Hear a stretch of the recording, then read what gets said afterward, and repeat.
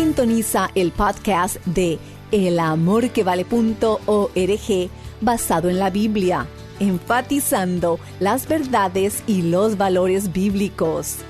Creyente en Cristo, gracias.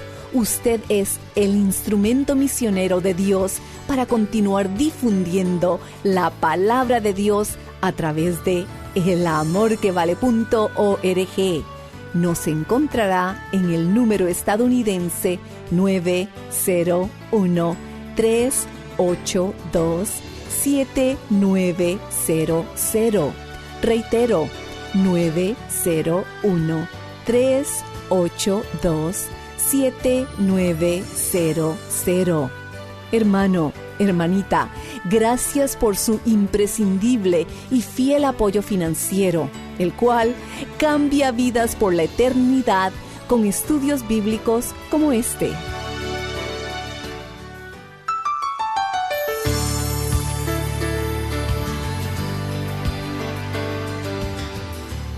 Todo lo que usted posee está a disposición del Señor Jesucristo. Quiero decir, si Jesús le pidiera ahora mismo el único y último centavo que usted tiene, se lo daría. ¿Y qué si le pidiera sus últimos $100? La verdad es que lo último que le daríamos serían nuestros recursos financieros o algo de nuestras posesiones materiales. Porque ahora, aún entre creyentes de larga data, tenemos y atesoramos las cosas como exclusivamente nuestras. Y pudiera ser que los que se sienten más espirituales algo le den al Señor en términos de adoración, devoción, tiempo, talento y como última cosa, finanzas. ¿Sabía que todo, absolutamente todo, le pertenece a Dios? Incluso su propia vida. Esto y mucho más vamos a aprender al terminar nuestro estudio de la asombrosa iglesia del primer siglo. Bienvenidos a El Amor que Vale, con el pastor, maestro y autor, Dr. Adrian Rogers, supliendo las necesidades de la gente con la verdad de la palabra de Dios, trayendo personas a Cristo, transformando vidas alrededor del mundo y ayudándole a usted a descubrir el poder del amor más grande, el amor que vale. Quédese con nosotros y escuche al Dr. Adrian Rogers en la voz del pastor Lenín de Llanón. ¿Sabe cuál es la confesión al Señor Jesucristo en el Nuevo Testamento? No es el caminar por el pasillo de una iglesia y estrechar manos con el pastor, aunque no hay nada de malo en eso, que es algo previo a nuestra real confesión de Cristo, que es el bautismo. En esa forma confesamos a Cristo. El bautismo público y abierto es la manera en que usted reconoce y confiesa a Jesucristo. Usted se identifica con Cristo en las aguas del bautismo del creyente. ¿Qué derecho tiene usted de decir que es discípulo de Cristo si es que no ha tenido el bautismo del creyente? Y cuando hablo de bautismo, no hablo de aspersión, sino de inmersión. Aspersión no es bautismo. Y el bautismo del creyente se realiza cuando usted ha recibido a Jesucristo como su Salvador y Señor personal. Si usted fuera bautizado antes de ser salvado, eso sería como tener su funeral antes de que se muera. El problema es que este asunto lo estamos entendiendo al revés. La Biblia jamás dice bautízate y cree, pero sí enfatiza el creer y ser bautizado. Es una manera de confesar al Señor. Es una manera de decir, yo le pertenezco. Hace años leí acerca de un niño que aceptó al Señor en la iglesia infantil. No durante el culto de adoración, sino en el servicio diseñado para los niños. El pastor de la iglesia infantil le dijo a este niño, hijo, ahora necesitas ir al culto grande y decirles que has sido salvado y necesitas ser bautizado. Bueno, el niño no entendió completamente eso y acercándose al pastor principal le dijo, pastor, ya he sido salvado y ahora necesito ser anunciado. Mi amigo, sin proponérselo, ese niño dijo una gran verdad. Una vez que usted es salvo, necesita anunciarlo. Y cuando se bautiza, usted está haciendo precisamente eso. ¿Qué es la evangelización del pecador? Es la convicción dada por el Señor, es la conversión hacia el Señor, es la confesión del Señor y es el control del Señor. Al final del versículo 38 leemos, y recibiréis el don del Espíritu Santo. Eso significa que el Espíritu Santo viene a usted, lo controla. El Espíritu Santo toma posesión de la persona que ya ha sido comprada con la preciosa sangre de Jesucristo. La verdadera salvación no es solamente el creer algo o realizar alguna cosa, sino el recibir a alguien. La verdadera salvación no es solo el ir al cielo cuando se muera. Eso es solo uno de los resultados. La salvación no es sacar al hombre de la tierra y llevarlo al cielo. La verdadera salvación es que Dios salga del cielo y se llegue al hombre. Luego hay continuidad. Ahora veamos los versículos 41 y 42 del capítulo 2 de los Hechos.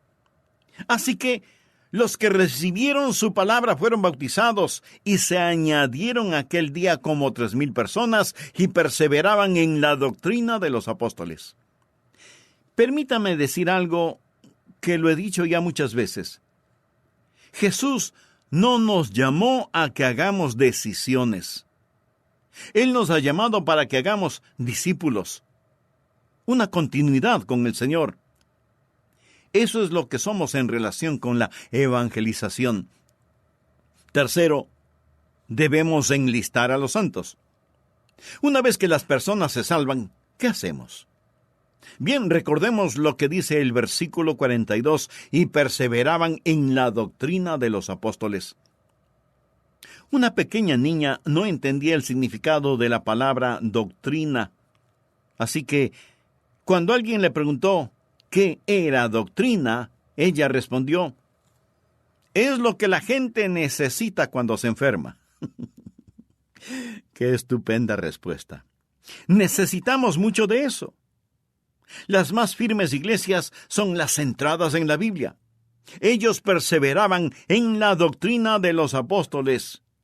Esa es solo otra forma de decir que ellos continuaron en la palabra de Dios, porque la palabra de Dios les llegó por intermedio de los apóstoles. Permítame personalizar un poco el siguiente punto. ¿Cómo enlistamos a las personas aquí en nuestra iglesia bautista de Bellevue? Primero, las ponemos en una clase de estudio bíblico. Y si usted piensa que eso no es necesario, sí lo es.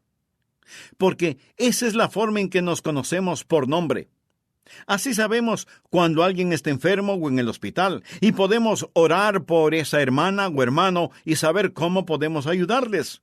Así es como podemos tener compañerismo para orar, para cuidarnos, para compartir con todos en la clase.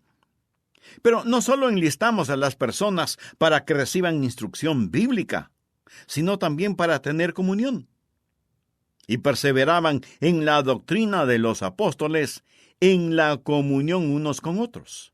Mi amigo, la comunión entre creyentes no es incidental, es fundamental. La Biblia jamás enseña un cristianismo tipo llanero solitario. Yo necesito de usted. Usted necesita de mí. Estuve leyendo una interesante porción de las Escrituras relacionada con el apóstol Pablo. ¿Piensa usted que el poderoso apóstol Pablo caminó de esa manera con Jesús? ¿Que él necesitó esa clase de comunión? Leamos lo que nos dice Hechos 28:15. Recuerde que Pablo había sufrido un naufragio en su intento de llegar a Roma. Finalmente llega hasta la costa de Italia y la Biblia nos dice lo siguiente: de donde, oyendo de nosotros los hermanos, salieron a recibirnos hasta el foro de Apio y las 3 tabernas.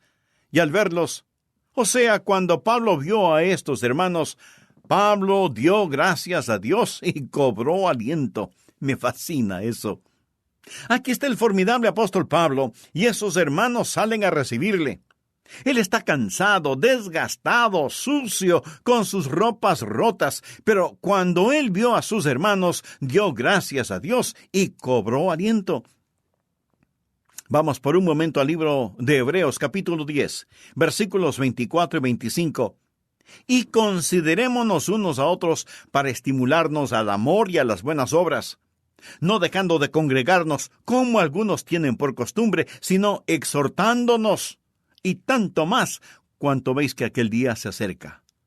Necesitamos comunión, necesitamos compañerismo.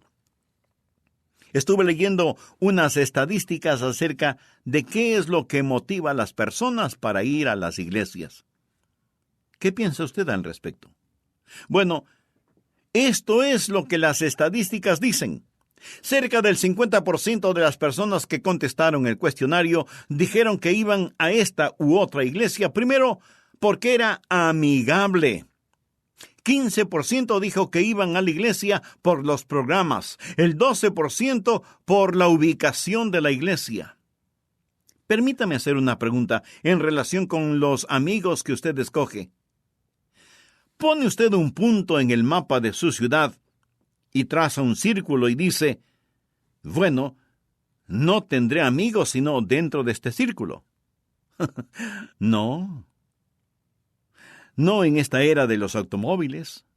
La gente viaja a otras ciudades, incluso para comer en ciertos restaurantes.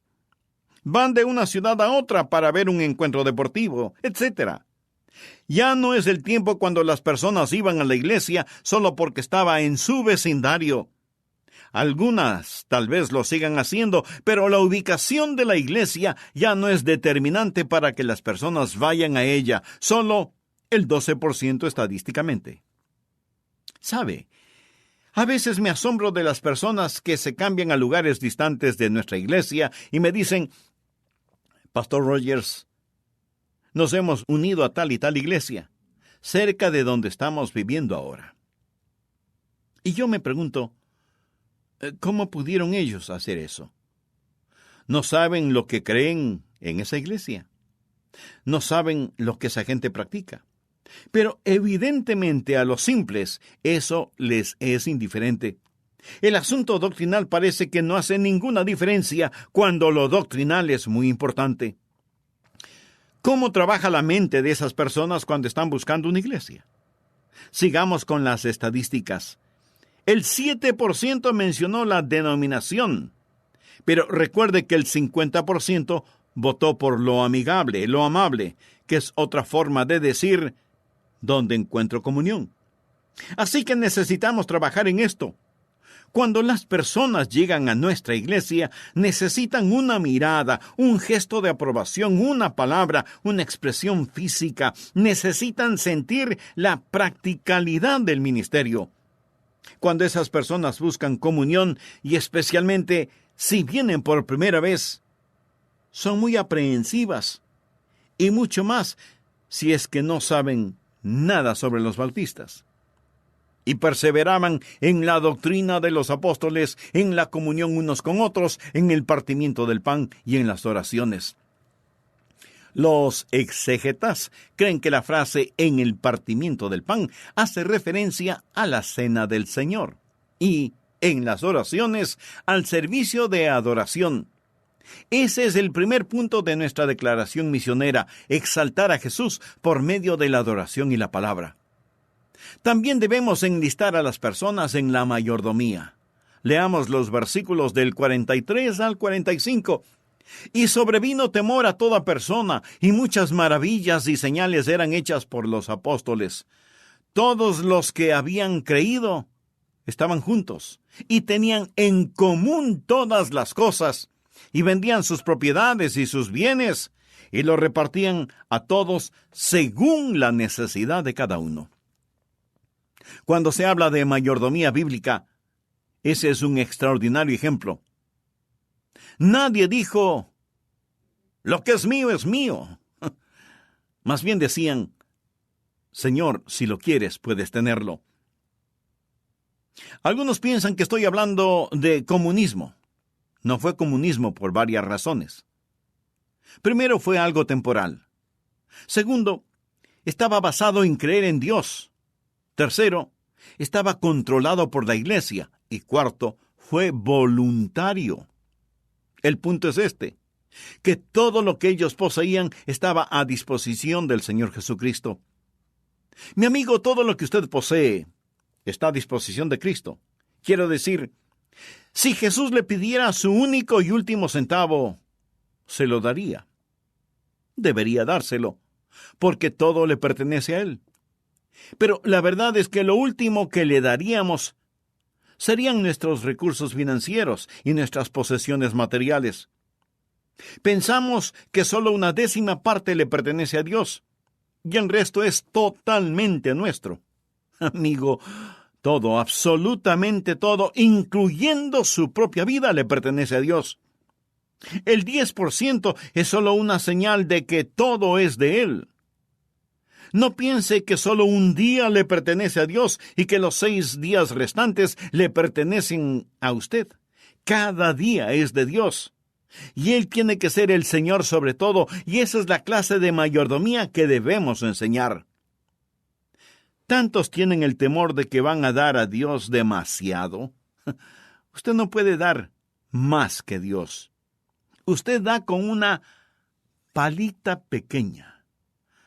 Dios da utilizando una pala enorme. 2 hombres estaban conversando y el uno le pregunta al otro: ¿das tus diezmos antes o después de pagar tus impuestos? Oh, yo diezmo antes de pagar mis impuestos. ¿Y por qué lo haces así? Porque de esa manera doy más para Dios.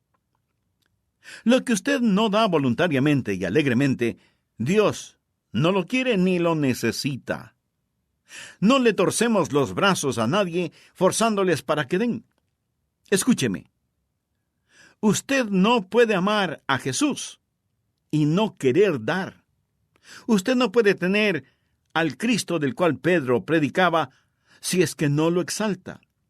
Usted no puede tenerlo sin desear dar y seguir dando. Por eso enlistamos a las personas en las clases de mayordomía. Y si alguien pregunta: pastor, después de que en la iglesia se construya lo que es necesario construir, ¿dejamos de dar? No. Allí es cuando empezamos verdaderamente, porque vamos a extendernos más y más y compartir a Jesucristo con esta comunidad, en este estado, provincia o departamento, con el país y con el mundo. Y vamos a poner más y más dinero para alcanzar a las personas con el Evangelio del Señor Jesucristo. Por lo cual enlistamos a las personas en evangelismo. Y perseverando unánimes cada día en el templo y partiendo el pan en las casas, comían juntos con alegría y sencillez de corazón, alabando a Dios y teniendo favor con todo el pueblo, y el Señor añadía a la iglesia cada día los que habían de ser salvos. Esta era una iglesia que crecía. No hay nada de malo con una iglesia pequeña. No hay nada de malo con una iglesia grande. Pero algo no está bien con cualquier iglesia que esté en un sector en donde hay muchos inconversos y la iglesia no crece. La iglesia debe crecer. La iglesia neotestamentaria fue tal vez en cuanto a tamaño la más grande iglesia en la historia de la iglesia. ¿Está listo para un pequeño ejercicio aritmético? Quiero mostrarle algo. Veamos Hechos 1:15. En aquellos días Pedro se levantó en medio de los hermanos. Ahora, note que aquí en la palabra de Dios, la siguiente frase está entre paréntesis. Y los reunidos eran como 120 en número. Bien, comenzamos con 120. Los 12 iniciales ahora son 120. Leamos ahora Hechos 2:41. Así que los que recibieron su palabra fueron bautizados y se añadieron aquel día como 3,000 personas. Ese es un buen crecimiento de la iglesia, ¿no le parece? Ahora ya son 3,120 creyentes. Pero Hechos 2:47 nos informa que ellos estaban alabando a Dios y teniendo favor con todo el pueblo, y el Señor añadía cada día a la iglesia los que habían de ser salvos. Más y más cada día, y no solamente los domingos. Ahora vamos a Hechos 4:4. Ellos tuvieron otro servicio y la Biblia dice, pero muchos de los que habían oído la palabra creyeron y el número de los varones era como 5,000. Por favor, note que no dice que 5,000 fueron salvados, dice que el número de los varones era como 5,000. Así que demos a cada hombre una esposa y 2 niños. Eso significa 20,000 personas, si es que el resto de la familia vino al conocimiento del Señor Jesucristo. Entonces la iglesia, que crecía cada día, tiene los 3,120 más aquellos que el Señor añadía cada día. La iglesia, que bien podríamos calcular en 20,000 más los 20,000 últimos, nos da un total de casi 45,000 creyentes en solo unos pocos días. Por favor, veamos lo que dice Hechos 5:28. Los miembros del concilio y el sumo sacerdote estaban llamando la atención a los apóstoles porque predicaban el evangelio de Jesús, diciéndoles, no os mandamos estrictamente que no enseñaseis en ese nombre. Y ahora habéis llenado a Jerusalén de vuestra doctrina y queréis echar sobre nosotros la sangre de ese hombre. De paso, quiero decir que eso es lo que debe hacer la iglesia, llenar aldeas, pueblos y ciudades con el evangelio de Jesucristo, empezando con nuestra Jerusalén. Los religiosos dijeron a los apóstoles, ustedes han invadido, han llenado, han saturado esta ciudad con el evangelio de Cristo. Y ahora veamos Hechos 6:7. Y crecía la palabra del Señor y el número de los discípulos se multiplicaba grandemente en Jerusalén. ¿Recuerdan lo que dice Hechos 2:47? Y el Señor añadía cada día a la iglesia los que habían de ser salvos. Ya no es una suma, ahora es una multiplicación. La iglesia está creciendo exponencialmente. El hermano D.H. Carroll, fundador del Seminario Teológico Bautista del Sur, dijo que esa iglesia neotestamentaria tuvo una membresía de más de 65,000 miembros en sus primeros 6 meses de vida. Y el Dr. G. Campbell Morgan dijo que esa iglesia tenía más de 250,000 miembros en los primeros 6 meses. Hablamos de iglesias realmente grandes. ¿Para qué existimos? Para exaltar al Salvador, evangelizar al pecador y enlistar a los santos. Nada complicado, ¿verdad? Nada complicado. Pregunto, ¿esto no le emociona a usted? ¿Le gustaría ser parte de esto o solamente quiere seguir respirando, ganar un sueldo o salario y arrastrarse hasta el cielo con una vida desperdiciada? Dele a Dios las gracias si es que va a hacer lo que debe hacer.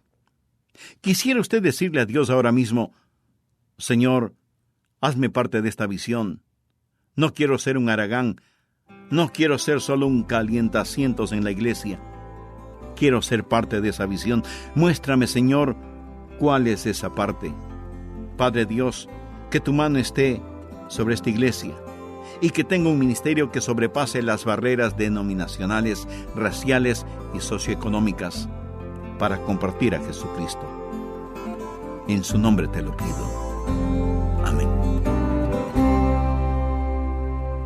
Si de corazón oró con el pastor Rogers para recibir a Jesucristo como su Señor y Salvador, qué gozo será si nos escribe a El Amor que Vale, P.O. Box 38400, Memphis, Tennessee 38183, Estados Unidos. Nos alegrará tanto saber que ahora usted es parte de la familia de Dios y oraremos por su nuevo caminar con Cristo. Y si desea el mensaje completo de hoy del pastor Rogers, La asombrosa iglesia del primer siglo en CD, tan solo cuesta $6. Dentro de los Estados Unidos mencione La asombrosa iglesia del primer siglo al llamarnos gratuitamente al 1-800-647-9400. Al llamar al 1-800-647-9400 se le atenderá en español. O si prefiere, envíe su cheque o money order en $, mencionando La asombrosa iglesia del primer siglo a El Amor que Vale, P.O. Box 38400, Memphis, Tennessee 38183, Estados Unidos. Amigo, amiga, la asombrosa iglesia del primer siglo forma parte de la serie Cómo vivir sobrenaturalmente, volumen 1, compuesta de 7 enseñanzas. Encontrará la serie Cómo vivir sobrenaturalmente, volumen 1 en elamorquevale.org. ¿Sabe? El Amor que Vale se mantiene al aire por el apoyo generoso de nuestros oyentes.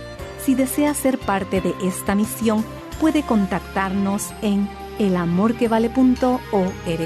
Ha sido un placer estar con ustedes hoy.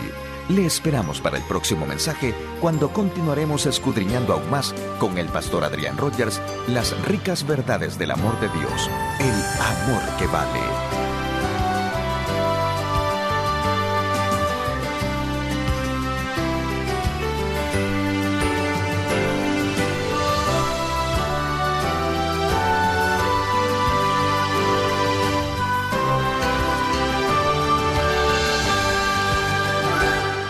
Todos los derechos de autor son propiedad intelectual del Ministerio El Amor que Vale o Love Worth Finding Ministries. Prohibida su traducción, transcripción, transmisión, duplicación, distribución y venta sin autorización escrita.